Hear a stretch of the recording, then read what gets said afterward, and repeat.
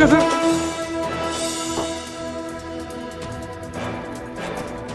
ਮਾਨ ਸਰਕਾਰ ਨੇ ਸੱਦੀ ਕਿਸਾਨਾਂ ਦੀ ਬੈਠਕ 19 ਦਸੰਬਰ ਨੂੰ। ਖੇਤੀਬਾੜੀ ਮੰਤਰੀ ਕਿਸਾਨ ਜਥੇਬੰਦੀਆਂ ਨਾਲ ਕਰਨਗੇ ਮੀਟਿੰਗ। ਮੰਡੀਕਰਨ ਨਾਲ ਜੁੜੇ ਕੇਂਦਰ ਦੇ ਨਵੇਂ ਖਰੜੇ ਤੇ ਹੋਏਗੀ ਚਰਚਾ। ਸੰਯੁਕਤ ਕਿਸਾਨ ਮੋਰਚੇ ਨੇ ਸੱਦੀ ਐਮਰਜੈਂਸੀ ਮੀਟਿੰਗ। ਕੱਲ ਚੰਡੀਗੜ੍ਹ 'ਚ 2 ਵਜੇ ਜੁਟਣਗੀਆਂ ਜਥੇਬੰਦੀਆਂ। ਸ਼ੰਭੂ ਤੇ ਖਨੌਰੀ ਮੋਰਚੇ ਨੂੰ ਹਮਾਇਤ ਦੇਣ ਤੇ ਹੋ ਸਕਦਾ ਹੈ ਫੈਸਲਾ। ਜਥੇਦਾਰ ਗਿਆਨੀ ਹਰਪ੍ਰੀਤ ਸਿੰਘ ਨੇ ਡੱਲੇਵਾਲ ਨਾਲ ਕੀਤੀ ਮੁਲਾਕਾਤ। ਖਨੌਰੀ ਦੇ ਮੰਚ ਤੋਂ ਬੋਲੇ ਜਥੇਦਾਰ, ਜੇ ਖੇਤੀ ਨਹੀਂ ਤਾਂ ਦੇਸ਼ ਨਹੀਂ। ਪੰਜਾਬ ਹਰਿਆਣਾ ਦੇ ਐਮਪੀ ਰਲ ਕੇ ਚੱਕਣ ਕਿਸਾਨਾਂ ਦੇ ਮੁੱਦੇ।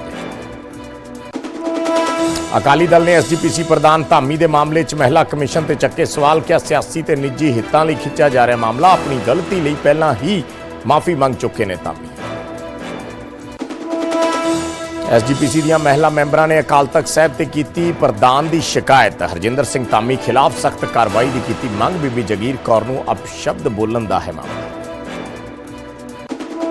One nation one election bill ਲੋਕ ਸਭਾ 'ਚ ਪੇਸ਼। ਹੱਕ 'ਚ ਪਈਆਂ 269 ਵੋਟਾਂ ਤੇ ਵਿਰੋਧ 'ਚ ਭੁਗਤੇ 198 ਐਮਪੀ। ਲੋਕ ਸਭਾ ਦੀ ਮਨਜ਼ੂਰੀ ਤੋਂ ਬਾਅਦ ਬਿੱਲ ਜੁਆਇੰਟ ਪਾਰਲੀਮੈਂਟਰੀ ਕਮੇਟੀ ਨੂੰ ਭੇਜਿਆ। ਚੰਡੀਗੜ੍ਹ 'ਚ ਯੂਥ ਕਾਂਗਰਸ ਦਾ ਪ੍ਰਦਰਸ਼ਨ। 1971 ਦੀ ਜੰਗ 'ਚ ਪਾਕਿਸਤਾਨ ਦੇ ਆਤਮ ਸਮਰਪਣ ਦੀ ਤਸਵੀਰ ਹਟਾਉਣ ਦਾ ਵਿਰੋਧ। ਆਰਮੀ ਹੈੱਡਕੁਆਰਟਰ ਤੋਂ ਹਟਾਈਆਂ ਗਈਆਂ ਨੇ ਤਸਵੀਰਾਂ। ਕੈਨੇਡਾ 'ਚ ਖਤਰੇ 'ਚ ਟਰੂਡੋ ਸਰਕਾਰ। ਪਾਰਟੀ ਦੇ ਹੀ 23 ਸੰਸਥਾ ਨੇ ਮੰਗਿਆ ਟਰੂਡੋ ਦਾ ਅਸਤੀਫਾ। ਭਾਈਵਾਲ ਜਗਮੀਤ ਸਿੰਘ ਨੇ ਵੀ ਛੱਡਿਆ ਸਾਥ।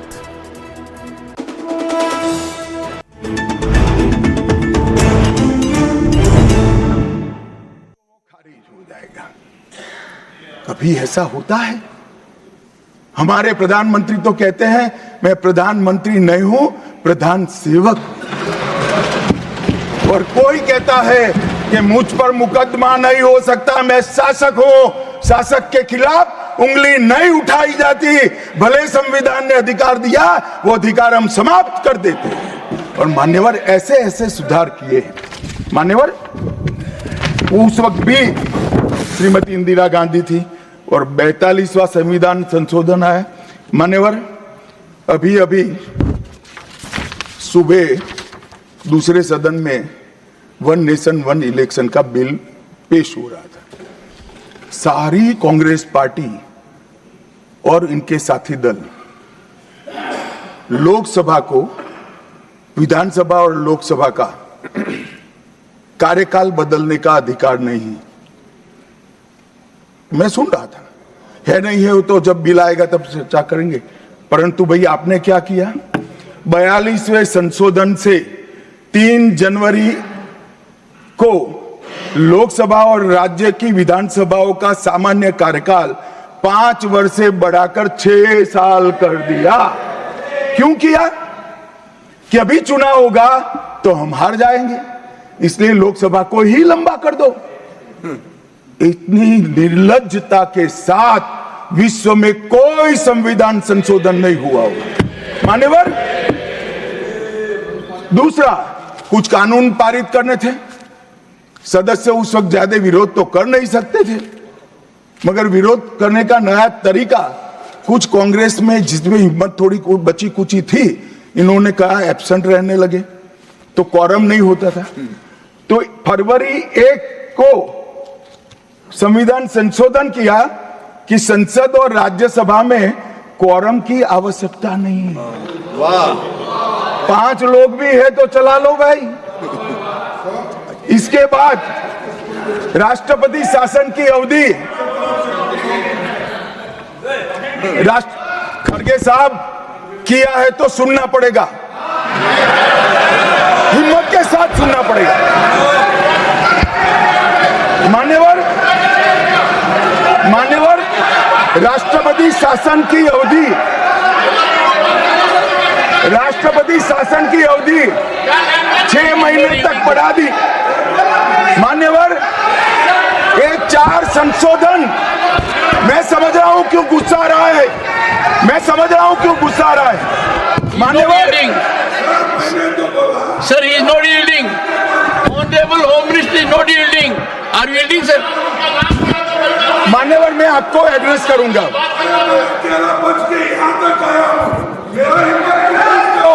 तुम तो कायर हो, तुम मान्यवर, तुम लड़ाकू हो। Okay. Only what the मैं आपको honorable Home address Minister will करूंगा। go on record. What the honorable Home Minister खड़गे said. जी, खड़गे जी, मैं आपका बहुत सम्मान करता हूं। आपकी हाजिरी वहां दर्ज कर दी गई है। कृपया बैठे, मुझे बोलने दीजिए।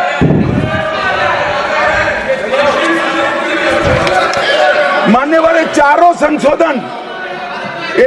संशोधन मैं मेरी पार्टी के दफ्तर से नहीं ला सकता। ये चारों संशोधन संविधान में हुए, किसी को अदालत ने निरस्त किया, किसी को जनता पार्टी की सरकार आई तब उसको निरस्त किया, कुछ लिंगरिंग टेस्ट में रह गए, पर ये चारों संशोधन वास्तविकता है। ये 4 संशोधन से कांग्रेस पार्टी की संविधान सुधार करने की मंशा क्या है?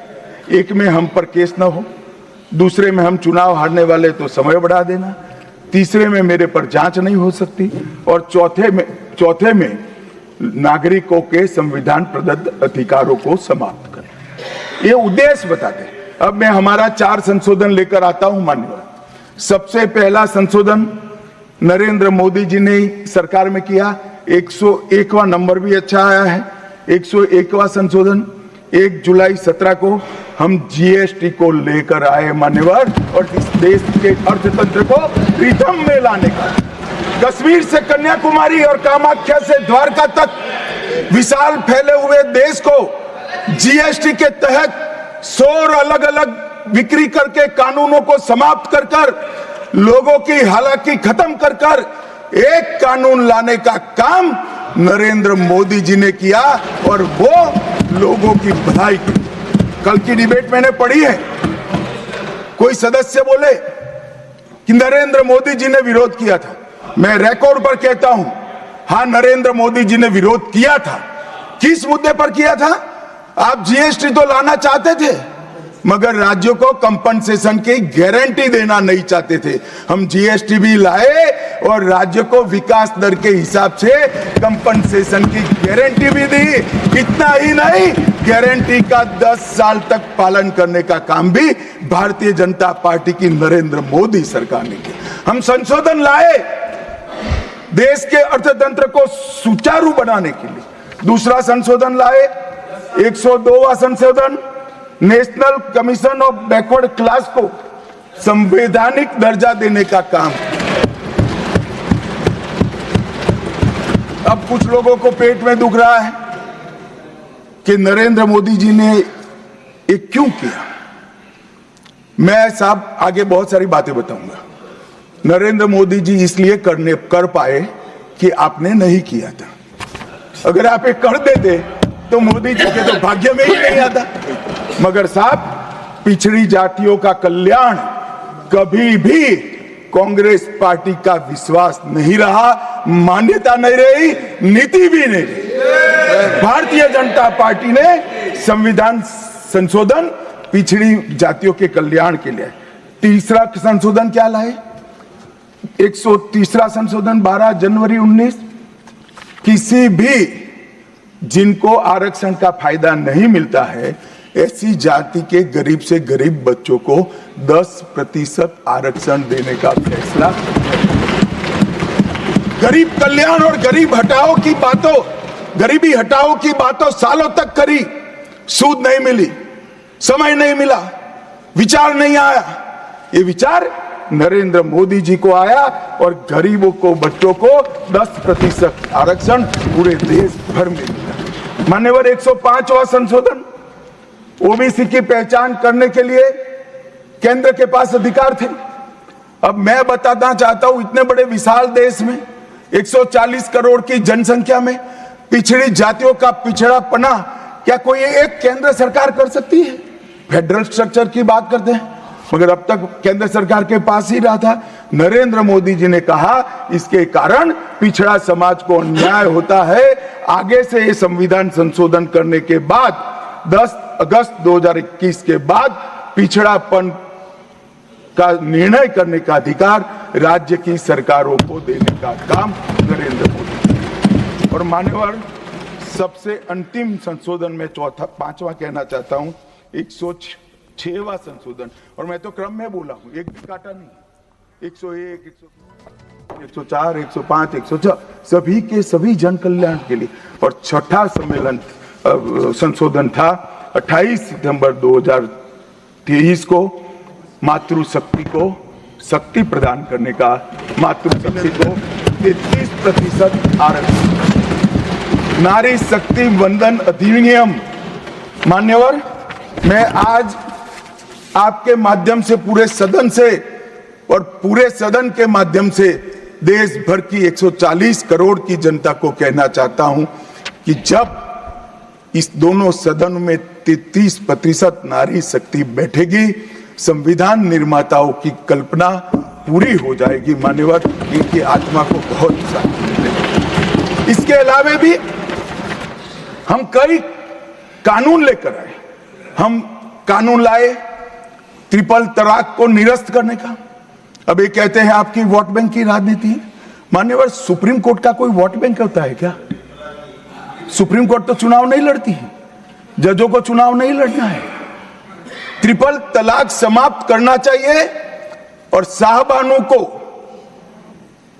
मुआवजा देना चाहिए। दोनों जजमेंट सुप्रीम कोर्ट ने अलग अलग समय पर दिए थे, परंतु वोट बैंक की राजनीति हम नहीं कर रहे हैं। वोट बैंक की राजनीति कर कर मुस्लिम बहनों के साथ इतने साल अन्याय करने का काम एक कांग्रेस पार्टी ने किया। हमने तो ट्रिपल तलाक समाप्त कर कर मुस्लिम माताओं को, बहनों को अधिकार दिया। आपका कि भी अधिकार आपके पति जैसे हैं। मगर देखिए साहब, ट्रिपल तलाक समाप्त हो गया, अभी कोई नहीं कहता अच्छा हुआ। कैसे कहेगा? एक उदाहरण पड़ा है, हमारे आरिफ मोहम्मद खान बेचारे मंत्री थे, अच्छे खासे मंत्री थे, फर्राटे की अंग्रेजी बोलते थे, बहुत पढ़े लिखे व्यक्ति थे, फारसी के विद्वान, उर्दू के विद्वान, हिंदी तो मातृभाषा। अब उन्होंने कहा कि साहबानों को मुआवजा देना चाहिए। मंत्री पद भी गया, सांसद पद भी गया और बेचारे कई सालों तक संघर्ष करते। कौन बोलेगा? मान्यवर, इनका जो पद्धति है वोट बैंक की पॉलिटिक्स करने की पद्धति है। मान्यवर, 2020 में हम नई शिक्षा नीति लाए। पहली शिक्षा नीति आजादी के बाद आई है जिसका विरोध कम्युनिस्ट भी नहीं कर पाए। बाकी तो शिक्षा नीति आए और कम्युनिस्ट पार्टी विरोध न करे, ऐसा कभी हो सकता है? मुझे भी बड़ा आश्चर्य होगा कि प्रकृति बदल गई है या उनका सोच बदल गया है। खैर, जो भी हुआ, फिर मुझे किसी ने बताया कि आपने इतनी अच्छी शिक्षा नीति लाए हैं कि इसका विरोध करोगे तो लोग उनका विरोध करेंगे, इसलिए विरोध नहीं किया है। मान्यवर, जम्मू कश्मीर में आरक्षण देने का संशोधन विधेयक लाए और 3 नए आपराधिक कानून भी हम लेकर आए। हमारी क्रिमिनल जस्टिस सिस्टम के ये 3 कानून 160 साल बाद पहले अंग्रेजों ने बनाए थे, अंग्रेजों की पार्लियामेंट में बने थे। नरेंद्र मोदी जी ने, माननीय नरेंद्र मोदी जी ने बीएनएस, बीएनएसएस और बीएसए के माध्यम से हमारी संपूर्ण न्यायिक आपराधिक न्याय प्रणालिका को भारतीयकरण करने का काम नरेंद्र मोदी जी। और वो कानून जो अंग्रेजों को राज टिकाने के लिए बने थे, वो कानून को समाप्त कर कर हमारे संविधान ने हमारे नागरिकों को जो अधिकार दिए हैं, समय पर न्याय मिलना चाहिए, इसका करने का काम नरेंद्र मोदी जी ने किया। इस देश को गुलामी की मानसिकता से आजाद करने का काम कई सालों के बाद अगर किसी ने किया तो हमारे नेता नरेंद्र मोदी ने किया। और आप तो कई साल तक अटल जी की सरकार आई, कई साल तक बजट शाम को 5:30 बजे रखते थे। क्यों शाम को 5:30 बजे रखते थे? क्योंकि इंग्लैंड की रानी के घड़ी में उस वक्त 11 बजते थे। आजादी के इतने सालों तक अंग्रेज की रानी के घड़ी से बजट रखने की आदत थी, वो भी किसी ने बदला तो भारतीय जनता पार्टी ने बदला, अटल बिहारी वाजपेयी। मान्यवर, संविधान के सम्मान की बहुत बातें हुई है, मगर संविधान का सम्मान सिर्फ बातों में नहीं होना चाहिए, कृति में भी होना चाहिए। कर्तृत्व में भी होना चाहिए और कल्पना में भी होना चाहिए। जब त्रुटि में नहीं है, कर्तृत्व में नहीं है, तो कल्पना में आ ही नहीं सकता। अभी मैंने इस चुनाव में अजीबोगरीब नजारा देखा मान्यवर, अजीबोगरीब नजारा था। आज तक इतने साल चुनाव हुए, किसी ने आम सभाओं में संविधान को लहराया नहीं। ਤਾਂ ਕੇਂਦਰੀ ਗ੍ਰਹਿ ਮੰਤਰੀ ਸੰਵਿਧਾਨ ਤੇ ਚਰਚਾ ਦੇ ਦੌਰਾਨ ਰਾਜ ਸਭਾ ਦੇ ਵਿੱਚ ਆਪਣਾ ਜਵਾਬ ਦੇ ਰਹੇ ਨੇ ਔਰ ਇਸ ਮੌਕੇ ਉਹਨਾਂ ਵੱਲੋਂ ਕਾਂਗਰਸ ਪਾਰਟੀ ਨਾਲ ਕੀਤੇ ਕੰਮਾਂ ਤੇ ਕੰਪੈਰੀਜ਼ਨ ਕੀਤਾ ਜਾ ਰਿਹਾ ਔਰ ਕਾਂਗਰਸ ਤੇ ਖੂਬ ਤਿੱਖੇ ਨਿਸ਼ਾਨੇ ਵੀ ਸਾਧੇ ਗਏ ਨੇ। ਕੁਝ ਹੋਰ ਖਬਰਾਂ ਦਾ ਰੁਖ ਕਰਦੇ ਹਾਂ। ਮੁੱਖ ਮੰਤਰੀ ਭਗਵੰਤ ਮਾਨ ਦੀ ਸਰਕਾਰ ਵੱਲੋਂ ਹੁਣ ਕਿਸਾਨਾਂ ਦੀ ਇੱਕ ਮੀਟਿੰਗ ਸੱਦੀ ਗਈ ਹੈ ਔਰ ਖੇਤੀਬਾੜੀ ਮੰਤਰੀ ਗੁਰਮੀਤ ਸਿੰਘ ਖੁੱਡੀਆਂ ਨੇ ਨਿਊਜ਼ 18 ਦੇ ਨਾਲ ਐਕਸਕਲੂਸਿਵ ਗੱਲਬਾਤ ਕਰਦੇ ਹੋਏ ਇਹ ਜਾਣਕਾਰੀ ਸਾਂਝੀ ਕੀਤੀ ਹੈ ਕਿ 19 ਦਸੰਬਰ ਨੂੰ ਉਹ ਕਿਸਾਨ ਜਥੇਬੰਦੀਆਂ ਨਾਲ ਮੀਟਿੰਗ ਕਰ ਰਹੇ ਨੇ ਔਰ ਮੀਟਿੰਗ ਦਾ ਮੁੱਦਾ ਹੈ ਜੋ ਪਿਛਲੇ ਦਿਨੀ ਮੰਡੀਆਂ ਨਾਲ ਜੁੜਿਆ ਕੇਂਦਰ ਦਾ ਖਰੜਾ ਆਇਆ ਹੈ ਉਸ ਤੇ ਚਰਚਾ ਹੋਣੀ ਹੈ। ਉਹਨਾਂ ਕਿਹਾ ਕਿ ਇਹ ਖਰੜਾ ਖੇਤੀ ਕਾਨੂੰਨਾਂ ਲਈ ਪਿਛਲਾ ਦਰਵਾਜ਼ਾ ਖੋਲ੍ਹਿਆ ਜਾ ਰਿਹਾ ਹੈ ਔਰ ਕੇਂਦਰ ਦੀ ਨੀਤੀ ਨਾਲ ਪੰਜਾਬ ਦੇ ਮੰਡੀਕਰਨ ਸਿਸਟਮ ਤੇ ਗਲਤ ਪ੍ਰਭਾਵ ਪਏਗਾ। ਉਹਨਾਂ ਕਿਹਾ ਕਿ ਇਸ ਕਰਕੇ ਅਸੀਂ ਕਿਸਾਨ ਜਥੇਬੰਦੀਆਂ ਦੇ ਨਾਲ ਵੀ ਹੁਣ ਇਸ ਬਾਬਤ ਚਰਚਾ ਕਰ ਰਹੇ ਹਾਂ। ਉਸ ਤੋਂ ਬਾਅਦ ਕੋਈ ਆਪਣੇ ਲਿਖਤੀ ਰੂਪ ਦੇ ਵਿੱਚ ਸੁਝਾਅ ਜਿਹੜੇ ਆ ਉਹ ਕੇਂਦਰ ਸਰਕਾਰ ਨੂੰ ਭੇਜਾਂਗੇ।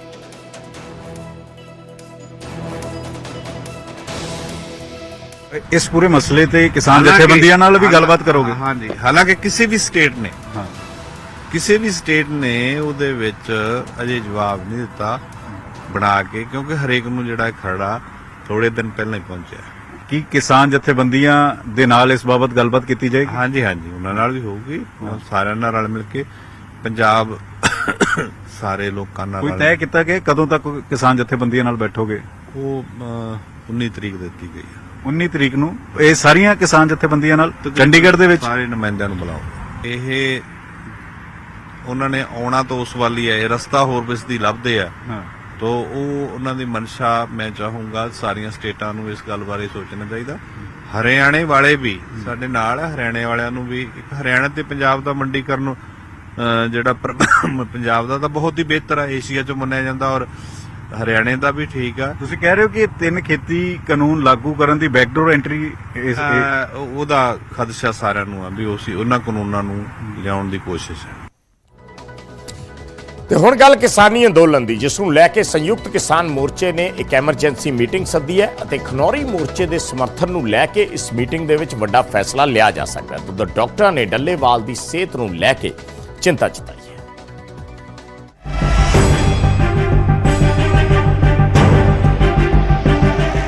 ਇੱਕ ਪਾਸੇ ਖਨੌਰੀ ਬਾਰਡਰ ਤੇ ਕਿਸਾਨ ਆਗੂ ਜਗਜੀਤ ਸਿੰਘ ਡੱਲੇਵਾਲ ਦਾ ਮਰਨ ਵਰਤ ਲਗਾਤਾਰ ਜਾਰੀ ਹੈ, ਤਾਂ ਇਸ ਦੇ ਵਿਚਾਲੇ ਸੰਯੁਕਤ ਕਿਸਾਨ ਮੋਰਚੇ ਨੇ ਐਮਰਜੈਂਸੀ ਮੀਟਿੰਗ ਸੱਦ ਲਈ ਹੈ। ਬੁੱਧਵਾਰ ਨੂੰ ਚੰਡੀਗੜ੍ਹ ਦੇ ਵਿੱਚ ਦੁਪਹਿਰ 2 ਵਜੇ ਬੈਠਕ ਬੁਲਾਈ ਗਈ ਹੈ। ਇਸ ਮੀਟਿੰਗ ਦੇ ਵਿੱਚ ਪੰਧੇਰ ਤੇ ਡੱਲੇਵਾਲ ਦੀਆਂ ਜਥੇਬੰਦੀਆਂ ਨੂੰ ਹਮਾਇਤ ਦੇਣ ਤੇ ਵੱਡਾ ਫੈਸਲਾ ਲਿਆ ਜਾ ਸਕਦਾ ਹੈ। ਹਾਲਾਂਕਿ ਪਹਿਲਾਂ ਇਹ ਮੀਟਿੰਗ 24 ਤਰੀਕ ਨੂੰ ਸੱਦੀ ਗਈ ਸੀ। ਉੱਥੇ ਐਮਰਜੈਂਸੀ ਮੀਟਿੰਗ ਦੇ ਬਾਅਦ ਐਸਕੇਐਮ ਦੇ ਵੱਲੋਂ ਪੰਜਾਬ ਦੇ ਗਵਰਨਰ ਦੇ ਨਾਲ ਵੀ ਮੁਲਾਕਾਤ ਕੀਤੀ ਜਾਵੇਗੀ। ਐਸਕੇਐਮ ਦੇ ਸਾਰੇ ਮੈਂਬਰ ਸਾਹਿਬਾਨ ਨੂੰ ਬੇਨਤੀ ਹੈ, ਮੈਨੂੰ ਜਿਸ ਤਰ੍ਹਾਂ ਸਾਰਿਆਂ ਨੇ ਸਲਾਹ ਨਾਲ ਫੈਸਲਾ ਕੀਤਾ ਹੈ ਕਿ ਸਰ ਜਗਜੀਤ ਸਿੰਘ ਡੱਲੇਵਾਲ ਦੀ ਖਨੌਰੀ ਬਾਰਡਰ ਉੱਤੇ ਭੁੱਖ ਹੜਤਾਲ ਕਾਰਨ ਜਿਸ ਤਰ੍ਹਾਂ ਸਿਹਤ ਦੀ ਹਾਲਤ ਵਿਗੜਦੀ ਜਾ ਰਹੀ ਹੈ, ਉਸ ਨੂੰ ਧਿਆਨ ਵਿੱਚ ਰੱਖਦਿਆਂ ਜਿਹੜੀ ਮੀਟਿੰਗ 24 ਤਾਰੀਖ ਨੂੰ ਰੱਖੀ ਸੀ ਉਹ ਕੱਲ 18 ਤਾਰੀਖ ਨੂੰ ਚੰਡੀਗੜ੍ਹ ਵਿਖੇ 2 ਵਜੇ ਰੱਖੀ ਗਈ ਹੈ। ਸਾਰੇ ਸਮੇਂ ਸਿਰ ਪਹੁੰਚਣ ਦੀ ਕਿਰਪਾਲਤਾ ਕਰਨ ਤਾਂ ਕਿ ਆਪਾਂ ਕੋਈ ਠੀਕ ਫੈਸਲਾ ਲੈ ਸਕੀਏ। ਤਾਂ ਦੂਜੇ ਪਾਸੇ ਕਿਸਾਨ ਆਗੂ ਡੱਲੇਵਾਲ ਦੀ ਸਿਹਤ ਲਗਾਤਾਰ ਵਿਗੜ ਰਹੀ ਹੈ ਤੇ ਡਾਕਟਰਾਂ ਨੇ ਵੀ ਡੱਲੇਵਾਲ ਦੀ ਸਿਹਤ ਨੂੰ ਲੈ ਕੇ ਚਿੰਤਾ ਜਤਾਈ ਹੈ। ਡਾਕਟਰਾਂ ਦਾ ਕਹਿਣਾ ਹੈ ਕਿ ਡੱਲੇਵਾਲ ਦੀਆਂ ਕਿਡਨੀਆਂ ਖਰਾਬ ਹੋ ਸਕਦੀਆਂ ਨੇ, ਕਿਸੇ ਵੀ ਸਮੇਂ ਹਾਰਟ ਅਟੈਕ ਆ ਸਕਦਾ ਹੈ। ਲਿਵਰ ਵੀ ਚੰਗੀ ਤਰ੍ਹਾਂ ਕੰਮ ਨਹੀਂ ਕਰ ਰਿਹਾ ਹੁਣ ਤੇ ਕਿਡਨੀ ਵੀ ਚੰਗੀ ਤਰ੍ਹਾਂ ਕੰਮ ਨਹੀਂ ਕਰ ਰਹੀ, ਜੋ ਕਿ ਅੱਜ ਤੋਂ 1 ਮਹੀਨੇ ਪਹਿਲਾਂ ਉਹਨਾਂ ਦਾ ਬਿਲਕੁਲ ਵਧੀਆ ਸੀ, ਫਿੱਟ ਸੀ, ਓਕੇ ਸੀ। ਸੋ 1 ਮਹੀਨੇ ਦੇ ਵਿੱਚ ਆ ਪਿਛਲੇ 20-22 ਦਿਨਾਂ ਦੇ ਵਿੱਚ ਜੋ ਕੁਝ ਵੀ ਹੁਣ ਰਿਪੋਰਟਾਂ ਆ ਰਹੀਆਂ ਨੇ, ਕੁਝ ਵੀ ਹੈ ਉਹ ਇਹਨਾਂ ਦੇ ਆ ਫਾਸਟ ਕਰਕੇ ਚੱਲ ਰਿਹਾ ਵਾ। ਹੁਣ ਇਹਨਾਂ ਦੀ ਨਿਗਾਹ ਵੀ ਮੈਂ ਉਹਨਾਂ ਨੂੰ ਗੱਲਬਾਤ ਕਰਦਿਆਂ ਸੀ ਉਹਨਾਂ ਦਾ ਟੈਸਟ ਐਗਜ਼ਾਮ ਕੀਤਾ ਤੇ ਥੋੜਾ ਜਿਹਾ ਮੈਨੂੰ ਲੱਗਾ ਕਿ ਉਹਨਾਂ ਦੀ ਨਿਗਾਹ ਦੇ ਵਿੱਚ ਉਹਨਾਂ ਨੂੰ ਥੋੜਾ ਧੁੰਦਲਾ ਵੀ ਵਿਖਣਾ ਸ਼ੁਰੂ ਹੋਇਆ ਹੈ। ਤਾਂ ਇਸ ਦੇ ਵਿਚਾਲੇ ਮਰਨ ਵਰਤ ਤੇ ਬੈਠੇ ਡੱਲੇਵਾਲ ਨੂੰ ਮਨਾਉਣ ਦੀਆਂ ਕੋਸ਼ਿਸ਼ਾਂ ਵੀ ਲਗਾਤਾਰ ਜਾਰੀ ਨੇ। ਜਿਸ ਨੂੰ ਲੈ ਕੇ ਪਟਿਆਲਾ ਦੇ ਡੀਸੀ ਪ੍ਰੀਤੀ ਯਾਦਵ ਤੇ ਐਸਐਸਪੀ ਨਾਨਕ ਸਿੰਘ ਨੇ ਡੱਲੇਵਾਲ ਦੇ ਨਾਲ ਮੁਲਾਕਾਤ ਕੀਤੀ। ਇੱਕ ਵਾਰ ਫਿਰ ਡੱਲੇਵਾਲ ਨੂੰ ਐਮਰਜੈਂਸੀ ਸਹੂਲਤਾਂ ਲੈਣ ਦੀ ਅਪੀਲ ਕੀਤੀ ਗਈ। ਸਾਡੀ ਤਾਂ ਕੋਸ਼ਿਸ਼ ਜੀ ਸੁਪਰੀਮ ਕੋਰਟ ਦੀਆਂ ਜਿਹੜੀਆਂ ਗਾਈਡਲਾਈਨਸ ਨੇ, ਜਿਹੜੇ ਆਰਡਰਸ ਨੇ ਕਿ ਐਮਰਜੈਂਟ ਮੈਡੀਕਲ ਏਡ ਉਹਨਾਂ ਨੂੰ ਦਿੱਤਾ ਜਾਵੇ, ਉਹੀ ਹੈ ਕਿ ਉਹ ਪ੍ਰੋਵਾਈਡ ਕੀਤਾ ਜਾਵੇ ਉਹਨਾਂ ਨੂੰ। ਜ਼ਿਕਰਯੋਗ ਹੈ ਕਿ ਕਿਸਾਨੀ ਮੰਗਾਂ ਨੂੰ ਲੈ ਕੇ ਕਿਸਾਨ ਆਗੂ ਡੱਲੇਵਾਲ ਲਗਾਤਾਰ ਖਨੌਰੀ ਬਾਰਡਰ ਤੇ ਮਰਨ ਵਰਤ ਤੇ ਬੈਠੇ ਹੋਏ ਨੇ। ਜਿੱਥੇ ਇੱਕ ਪਾਸੇ ਮਰਨ ਵਰਤ ਖਤਮ ਕਰਨ ਦੀਆਂ ਅਪੀਲਾਂ ਕੀਤੀਆਂ ਜਾ ਰਹੀਆਂ ਨੇ, ਉੱਥੇ ਵੱਡੇ ਪੱਧਰ ਤੇ ਮੋਰਚੇ ਨੂੰ ਸਮਰਥਨ ਵੀ ਮਿਲ ਰਿਹਾ। ਖਨੌਰੀ ਬਾਰਡਰ ਤੋਂ ਨੁਪਿੰਦਰ ਸਿੰਘ ਬਰਾੜ, ਨਿਊਜ਼ 18 ਪੰਜਾਬ। ਤੇ ਇਧਰ ਨਿਊਜ਼ 18 ਦੀ ਡਾਇਮੰਡ ਸਟੇਟ ਸਮਿਟ ਦੇ ਵਿੱਚ ਹਰਿਆਣਾ ਦੇ ਮੁੱਖ ਮੰਤਰੀ ਨਾਇਬ ਸੈਣੀ ਪਹੁੰਚੇ ਨੇ। ਇਸ ਮੌਕੇ ਉਹਨਾਂ ਕਿਸਾਨਾਂ ਦੇ ਮੁੱਦੇ ਤੇ ਬੋਲਦਿਆਂ ਕਿਹਾ ਕਿ ਪੰਜਾਬ ਸਰਕਾਰ ਨੂੰ ਕਿਸਾਨਾਂ ਦੇ ਨਾਲ ਗੱਲ ਕਰਨੀ ਚਾਹੀਦੀ ਹੈ। ਉਹਨਾਂ ਕਿਹਾ ਕਿ ਕਾਂਗਰਸ ਤੇ ਆਮ ਆਦਮੀ ਪਾਰਟੀ ਕਿਸਾਨਾਂ ਦੇ ਨਾਮ ਤੇ ਸਿਆਸਤ ਕਰ ਰਹੀਆਂ ਨੇ। ਉਹਨਾਂ ਕਿਹਾ ਕਿ ਹਰਿਆਣਾ ਦੇ ਵਿੱਚ ਅਸੀਂ ਹਰ ਫਸਲ MSP ਤੇ ਖਰੀਦ ਰਹੇ ਹਾਂ। ਸਰਕਾਰ ਵੱਲੋਂ ਇਹ ਜ਼ਿੰਮੇਵਾਰੀ ਚੱਕੀ ਗਈ ਹੈ ਤਾਂ ਪੰਜਾਬ ਦੀ ਸਰਕਾਰ ਨੂੰ ਵੀ ਇਹੀ ਕਰਨਾ ਚਾਹੀਦਾ।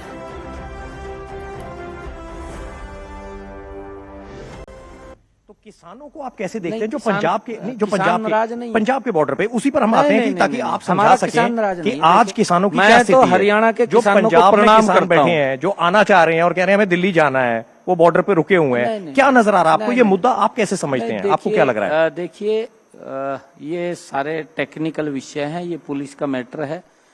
और माननीय सुप्रीम कोर्ट ने कमेटी भी बना रखी है। माननीय सुप्रीम कोर्ट ने ये भी कहा है कि अगर किसानों को कोई बात करनी है, अपना कोई विषय रखना है, इस कमेटी से करें। कमेटी से वो बात करते हैं। कमेटी ने उनको बुलाया भी है। माननीय सुप्रीम कोर्ट के आदेश के ऊपर वो कमेटी काम कर रही है, उनसे बात भी करती है। हमारे हरियाणा के अंदर हम 24 फसलें, हम 100% हरियाणा के किसान की फसल को MSP पर खरीद रहे हैं। हमने कहा है, हमने कांग्रेस के लोगों को भी कहा है, हमने आम आदमी को भी कहा है कि आप किसान के नाम के ऊपर राजनीति बंद कर दीजिए। अब वो समय नहीं रहा। ये 21वीं सदी का भारत आ गया। लोग अब परिणाम चाहते हैं, लोग चाहते हैं कि कुछ करें। ये बात से नहीं होने वाला है। तो क्या कारण है कि किसान ये कर रहे हैं? जो नहीं, बैठे नहीं, हैं हमने वहां पर क्यों बैठे हुए हैं? ये पंजाब सरकार कौन से बात करनी चाहिए? पंजाब सरकार कहां सो रही है? आपको लगता है मुद्दा है या राजनीति है? हमने किसान की 100% फसल MSP पर खरीदने का काम किया है। MSP तो सरकार भी दे रही है पंजाब में। MSP तो सरकार भी दे रही है। पंजाब की सरकार कहे जाकर के, कांग्रेस की सरकार हिमाचल में कहे जाकर के, कांग्रेस की सरकार कर्नाटक में कहे जाकर के। आपको क्या लगता है कि ये मुद्दा है या राजनीति है? ये कांग्रेस राजनीति कर रही है। लेकिन अब तो आम आदमी पार्टी है वहां पर पंजाब में। कांग्रेस के पास मुद्दा नहीं है। नहीं, पंजाब में आम आदमी हमारे किसानों को तकलीफ है, वो बॉर्डर के ऊपर बैठे हैं। पंजाब सरकार को उनके पास जाना चाहिए, पंजाब के किसानों के पास। आप कह रहे हैं कि आम आदमी पार्टी राजनीति कर रही है या कांग्रेस या दोनों? दोनों मिलकर के, दोनों एक ही थाली के चट्टे